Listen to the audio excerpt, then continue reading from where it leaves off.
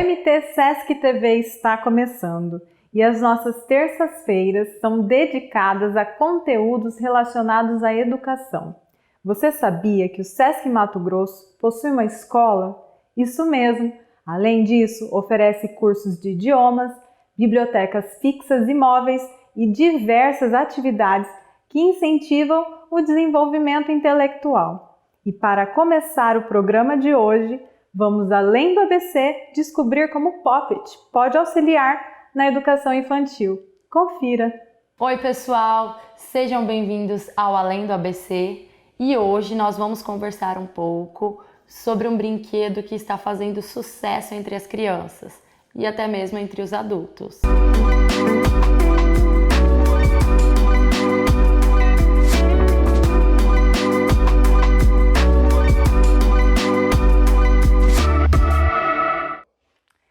Esse é o brinquedo, pessoal, o Poppet. Ele tem ganhado o gosto das crianças e também dos adultos. Quem nunca brincou com esse brinquedo? É um brinquedo que tem por finalidade inicial ser desestressante, relaxar as crianças e também para que elas passem o tempo. Eles vão apertando os botõezinhos, fazendo esse movimento de bolhas. É como se fosse estourar algumas bolhas, sabe? Aquele saco plástico que antigamente a gente estourava as bolhas de uma forma mais moderna. Mas esse brinquedo, pessoal, ele pode ter também um intuito, uma finalidade de aprendizagem. E é isso que a gente vai ver hoje aqui no Além do ABC. Então, pessoal, hoje eu trouxe algumas dicas de como a gente utilizar esse brinquedo para a aprendizagem das crianças. Podemos utilizar na matemática, na língua portuguesa e vamos dar alguns exemplos. O primeiro exemplo é na contagem, nos números, tanto na adição, na subtração e também na multiplicação. Podemos utilizar essas bolinhas. Esse Poppet que eu tenho aqui, ele tem um formato quadrangular e nós podemos utilizar as linhas para identificar as contagens tanto de adição, 3 mais 2, quanto para subtração também, 3 menos 2, resta 1. Nós podemos utilizar também na multiplicação, utilizando todas as linhas, 3 vezes 1, então eu vou colocar 1 em cada linha, 3 vezes 1 é 1, 2, 3. E aí a criança pode fazer o registro de tudo isso em uma folha ou simplesmente na observação. Nós podemos utilizar esse brinquedo também na língua portuguesa. Como? Na separação de sílabas, quando precisamos separar uma palavra em sílabas, podemos utilizar esse instrumento, esse brinquedo. Por exemplo, a palavra bala, ela tem 2 sílabas. Como podemos saber isso? Utilizando o Poppet. Ao pronunciar a primeira sílaba, nós apertamos uma bolinha, ba. Na segunda sílaba, apertamos outra bolinha, lá. Identificamos, então, com as bolinhas, aqui, 1, 2, que a palavra bala tem 2 sílabas. Assim como a palavra sapato. Podemos identificar aqui também no Poppet quantas sílabas ela tem. 1, 2, 3. O Poppet pode ser utilizado de várias formas para aprendizagem. Ele pode ser utilizado como raciocínio lógico e no processo de alfabetização. Então, fica aqui algumas dicas de como a gente utilizar na aprendizagem das crianças de uma forma divertida, utilizando o brinquedo Poppet, o brinquedo mais famoso do momento. Então é isso, pessoal. Gostaram das dicas para a gente utilizar esse brinquedo e aprender muito?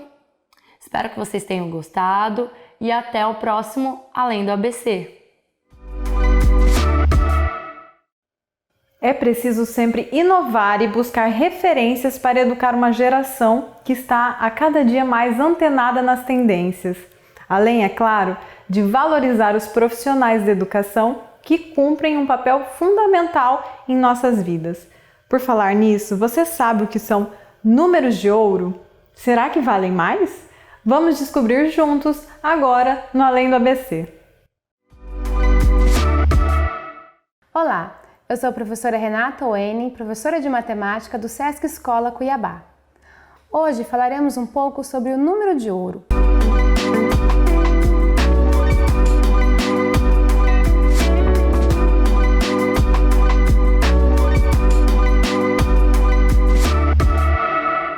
Já ouviu falar disso? Já observou que algumas vezes, em algumas construções, obras de arte, na natureza, em flores, girassóis, caracóis, existe uma certa espiral?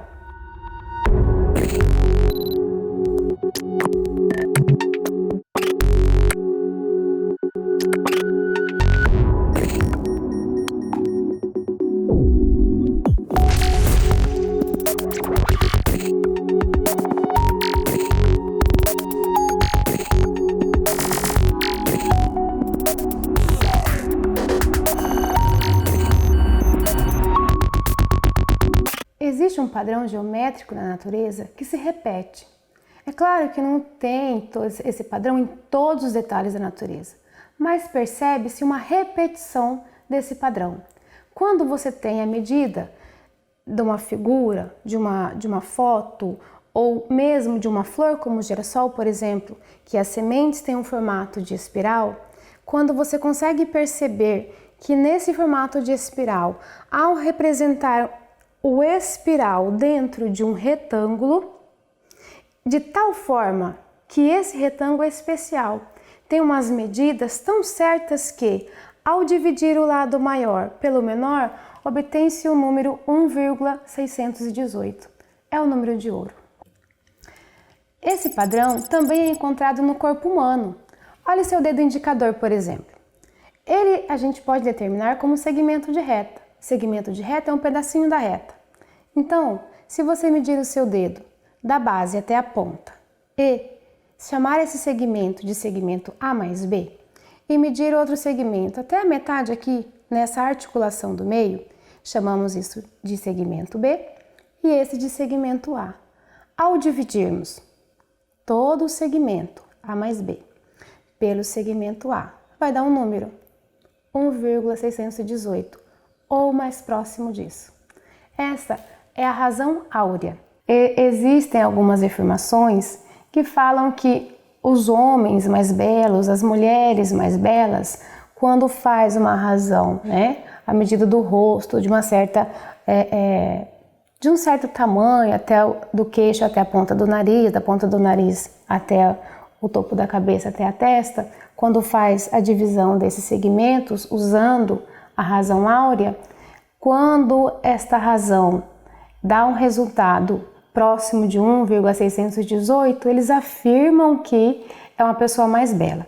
É claro que a gente não pode levar isso no sentido estrito da palavra, porque a natureza ela é mutável, as pessoas não são uma caixinha, uma forma geométrica milimetricamente feita, E beleza é subjetivo. Mas aos olhos da matemática, quando você encaixa um objeto nestas condições da razão áurea, aos olhos da matemática, é belo. Então, essa observação dessas repetições de padrões da natureza sempre chamou muita atenção. E porque é uma coisa que vem aleatória, tá ali, a planta nasceu, o girassol nasceu, você olha, tem a espiral certinha. Nem todos os girassóis se encaixam nessa descrição, mas a maioria sim. Então, isso sempre chamou a atenção da humanidade, quando esses padrões se repetem. E aí a gente vai estudar esses padrões. E sempre, que possível, colocamos dentro de formas matemáticas, de equações matemáticas, de detalhes e conceitos matemáticos.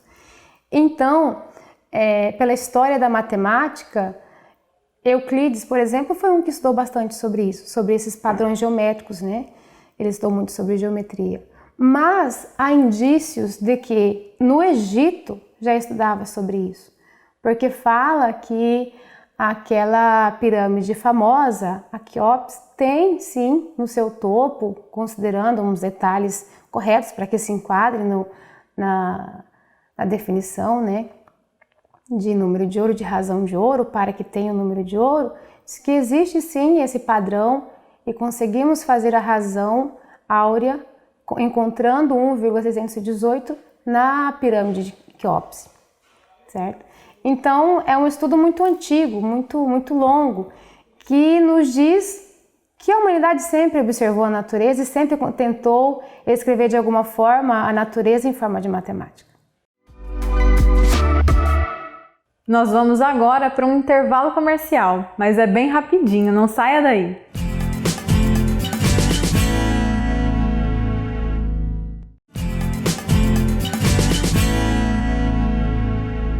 Estamos de volta.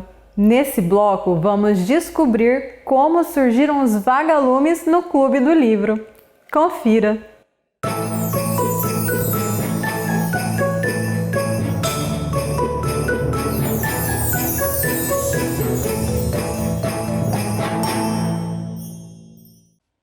Olá, eu sou Elisângela Rezende e hoje eu trouxe a história para vocês Como Surgiram os Vagalumes, de Stella Barbieri e Fernando Vilela, da editora Scipione.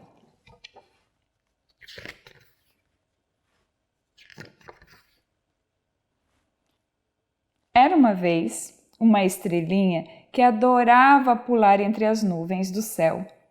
E ao ver os mirabolantes pulos da estrelinha, sua mãe disse: "Minha filha, não faça uma coisa dessas.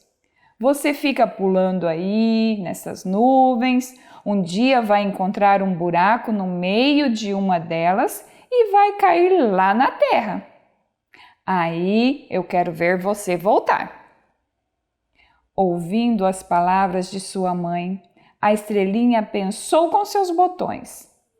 Realmente, minha mãe tem toda a razão, mas eu vou dar um último pulinho, um pulinho mais esperto.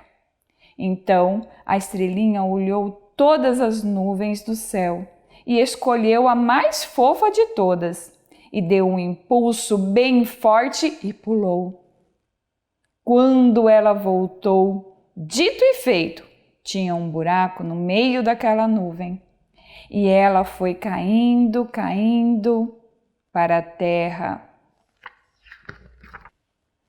Caiu estatelada na terra, ao lado de uma floresta. A pobre estrelinha ficou lá embaixo chorando, enquanto sua mãe do alto do céu dizia: "Minha filha, eu avisei você. E agora, o que vamos fazer?" E a estrelinha gritava: "Mamãe, me ajuda!"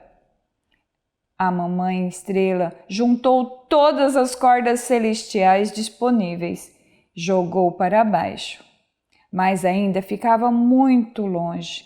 Chamou as outras estrelas, pediu conselhos, gritou, esbravejou, rezou, chorou. De nada adiantou.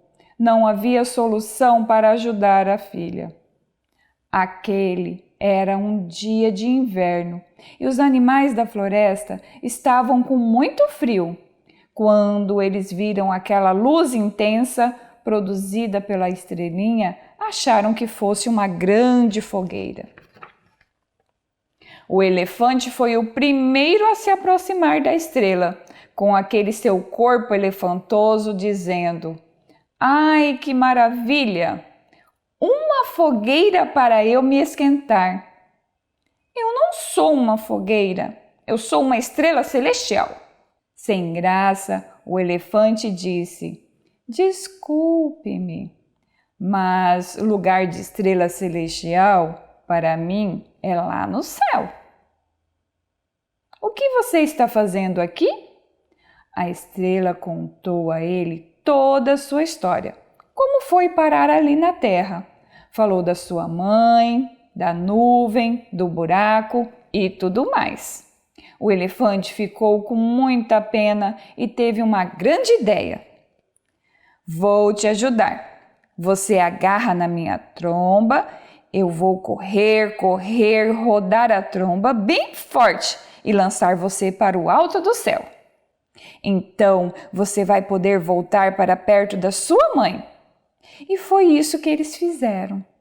O elefante aproximou a trompa da pequena estrela, ela se segurou bem forte e ele saiu correndo, sacudindo a sua trompa até que lançou a estrelinha lá para o céu. Acontece que o elefante estava meio fraco aquele dia. Ele não tinha almoçado nem tomado café da manhã, nem mesmo jantado no dia anterior.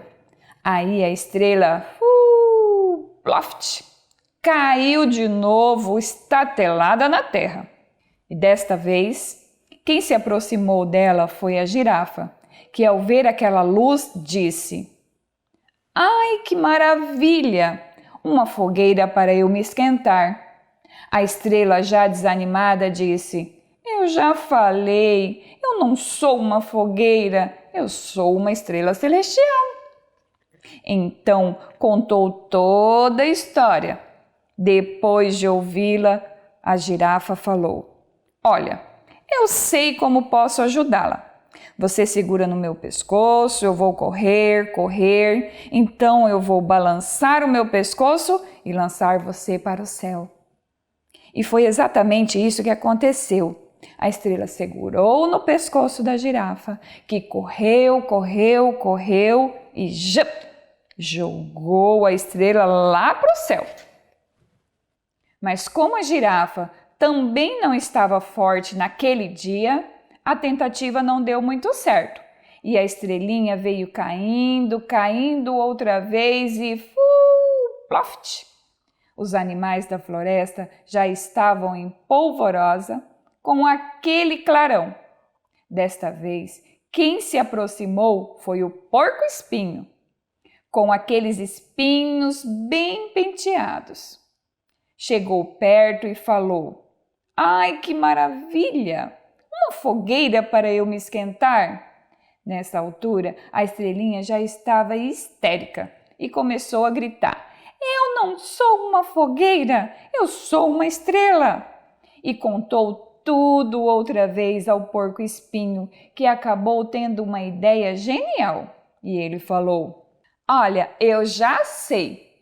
Você sobe em cima de mim e eu, como sou um lançador de espinhos excepcional, vou te lançar nos meus espinhos de voltas para o céu." "Mas os seus espinhos não vão me machucar?" perguntou a estrelinha preocupada. Não se preocupe. Você pode subir, suba com cuidado, que não vai acontecer nada," respondeu o porco-espinho. Ressabiada, a estrela subiu no porco-espinho. Ele começou a correr e lançou os espinhos lá para o céu. Mas a verdade é que os espinhos de um porco-espinho não vão tão longe assim. E a estrelinha de novo, ploft! Desta vez, quem veio correndo em direção à estrela foi um touro, fazendo uma fumaceira. Quando chegou bufando perto da estrela, ele falou: que calor gostoso dessa fogueira." E a estrelinha, que naquele momento já estava muito desanimada, disse: "Olha aqui, seu touro, eu não sou uma fogueira, coisa nenhuma.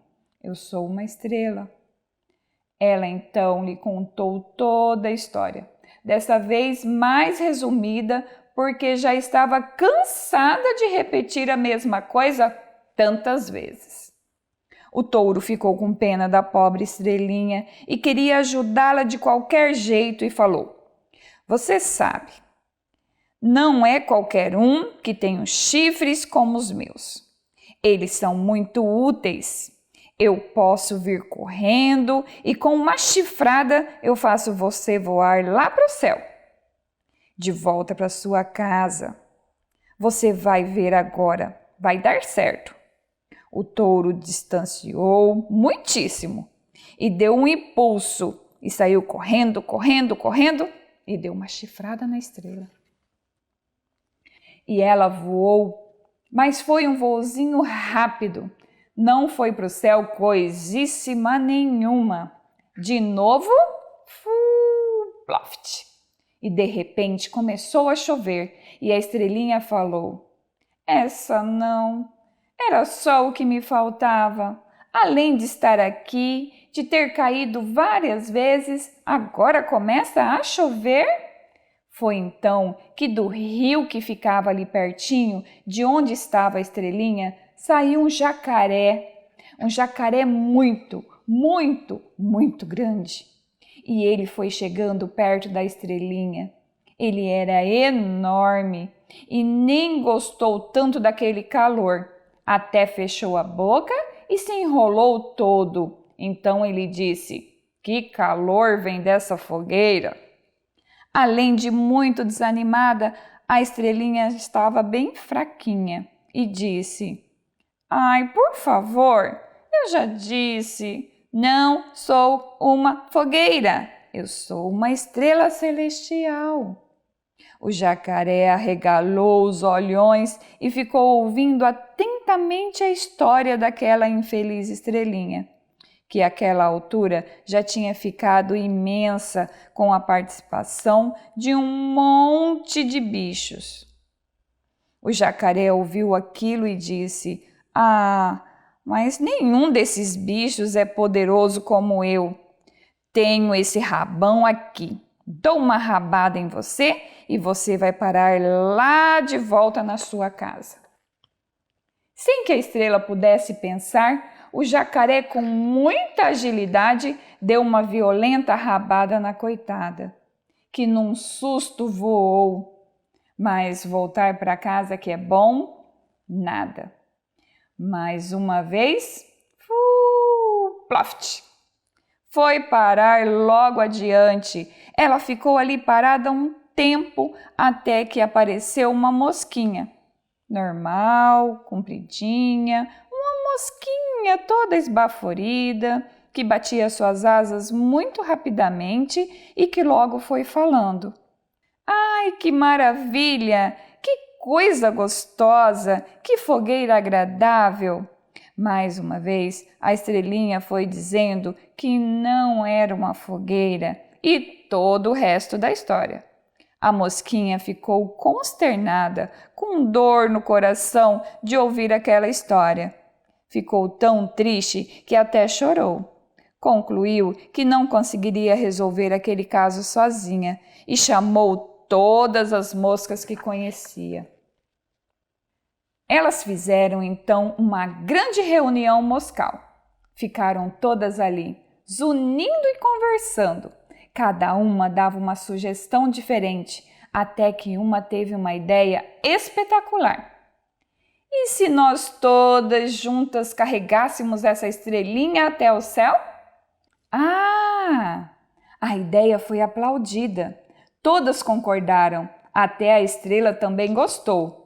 Elas então combinaram que iriam contar até 3 e a estrela deveria pular e as mosquinhas entrariam embaixo e num voo coletivo a levariam para casa. Contaram 1, 2, 3 e a estrela saltou, mas ela deu um impulso muito fraco e caiu de novo estatelada no chão. Ploft! Então as mosquinhas disseram: escuta, você quase nos amassou. Pule mais alto da próxima vez.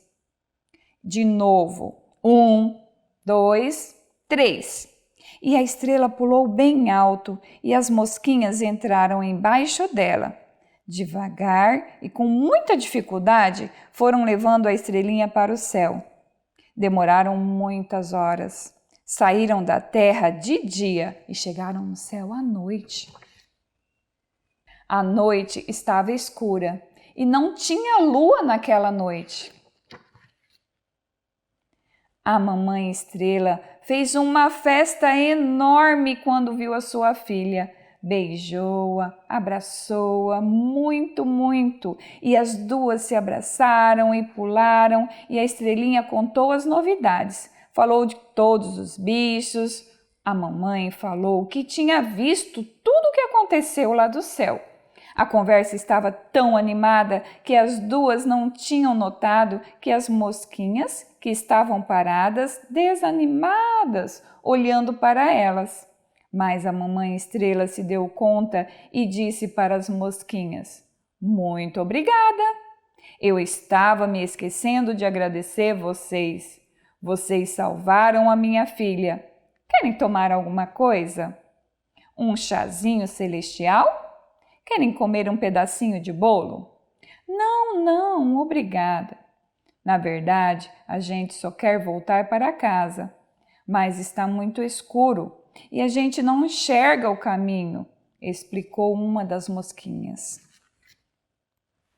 A mamãe estrela pensou um pouco em como resolver aquela situação e disse: "Olha, acho que tive uma ideia para solucionar esse probleminha. Façam uma fila na minha frente." As mosquinhas imediatamente formaram uma fila. "Agora, virem de costas para mim." Elas foram se virando de costas para a mamãe estrela, que foi dando uma cuspidinha no traseiro de cada uma. Pá, pá, pá. E os traseiros ficaram iluminados, deixando as mosquinhas muito felizes. Elas então se despediram da família estrela e voltaram iluminadas para a terra. Foi assim que surgiram os vagalumes. E até hoje eles ficam por aí, iluminando um canto, outro da floresta. Uma estrela brilhou e essa história terminou. O programa de hoje está chegando ao fim, mas a gente pode continuar na sua companhia. Basta acessar as nossas redes sociais e continuar acompanhando a nossa programação. O endereço está aqui na tela e amanhã nos encontramos no mesmo horário, aqui na TBO.